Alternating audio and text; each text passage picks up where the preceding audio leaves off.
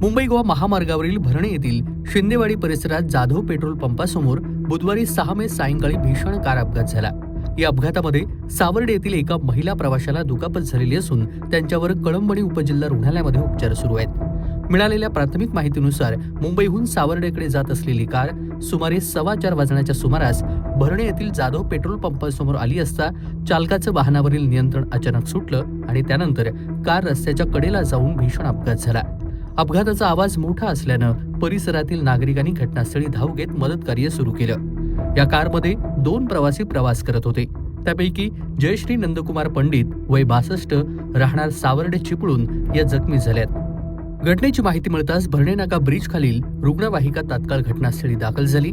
रुग्णवाहिका चालक सूरज हंबीर यांनी जखमी महिलेला तात्काळ प्राथमिक मदत देत उपजिल्हा रुग्णालय कळंबणी येथे उपचारासाठी दाखल केलं. वेळेत मदत मिळाल्यामुळं पुढील अनर्थ टळल्याचं स्थानिकांनी सांगितलंय. कोकण कट्टा न्यूज, खेड, रत्नागिरी. कोकणातील प्रत्येक घडामोडींचे लाईव्ह अपडेट पाहण्यासाठी आताच कोकण कट्टा न्यूजच्या सर्व सोशल मीडियाच्या प्लॅटफॉर्मला लाईक, फॉलो आणि सबस्क्राईब करा.